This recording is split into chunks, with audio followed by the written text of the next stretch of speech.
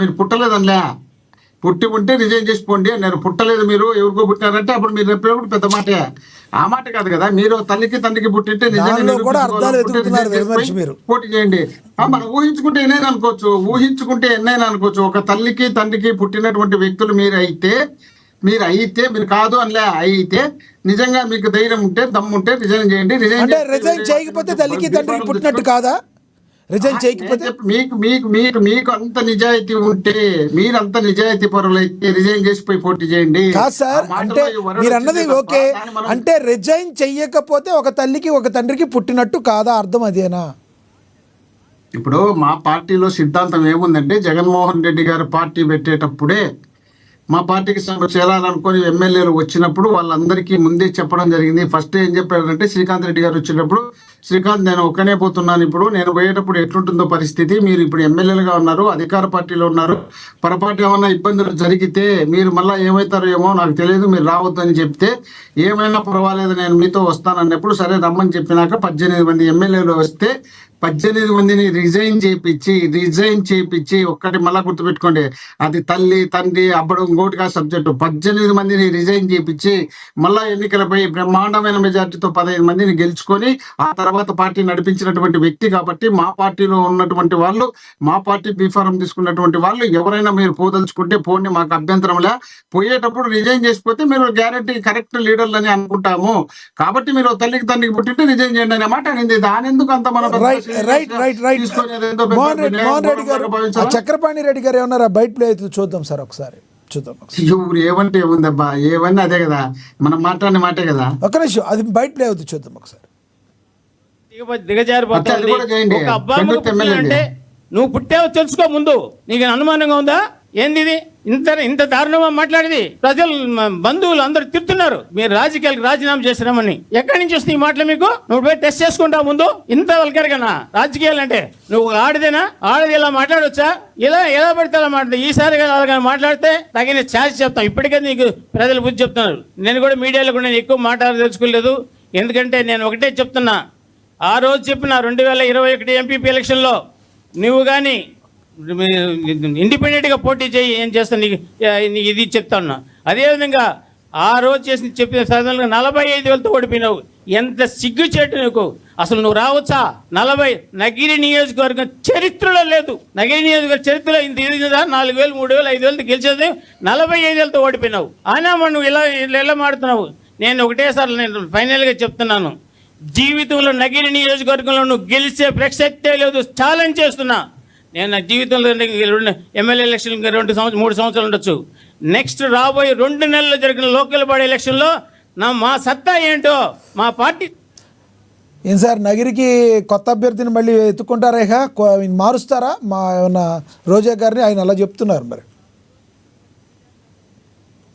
అంటే తెలియతుందో లేదో తెల్లగా మీరు ఎట్లా మాట్లాడతారన్నమాట.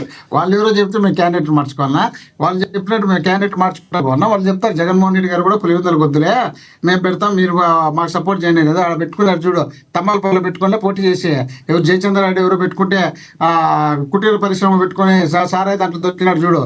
ఆ విధంగా వాళ్ళు మేము చెప్పినామని చెప్పినారు చూడు. మళ్ళీ అది కూడా ఏమని వైఎస్ఆర్ వాళ్ళ క్యాండిడేట్ అతను, ఆయనకు మేము టికెట్ ఇచ్చినామని. ఆ విధంగా ఉంటుంది వ్యవహారాలంతా.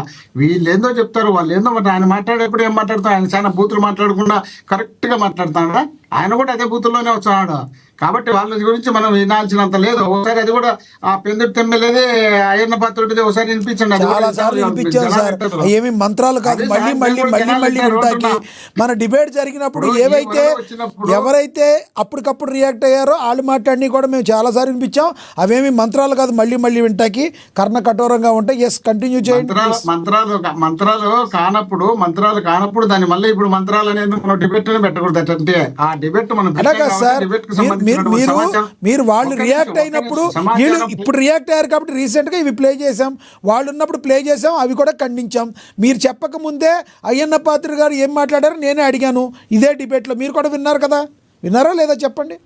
అవును సార్, అదే నేను చెప్పేది. మీరు చూపించినారు, బాగానే ఉంది.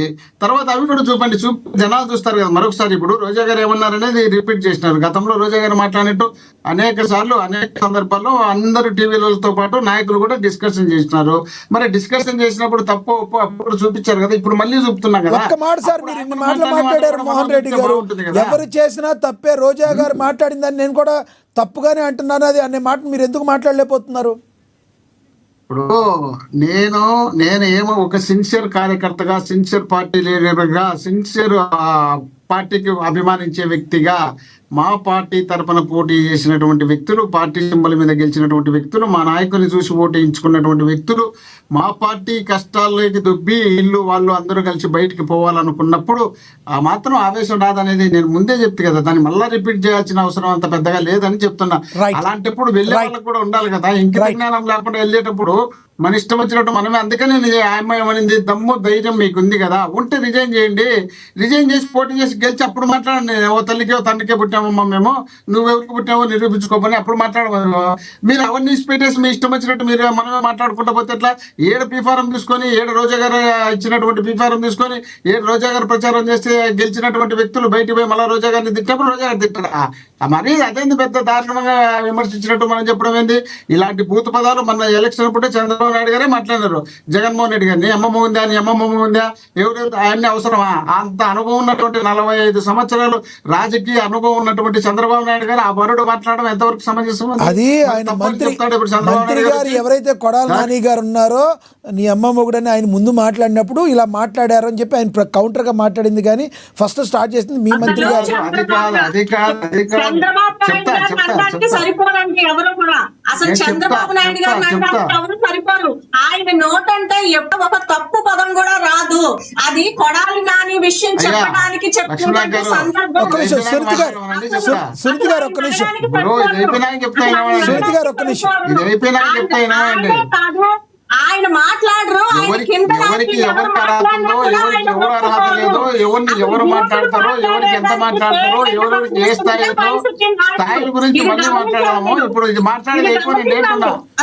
సునీత గారు, సునీత గారు ఆయన మాట్లాడండి, సమయం అయిపోతుంది. ఎస్ సునీత గారు, అసలు మాట్లాడరు.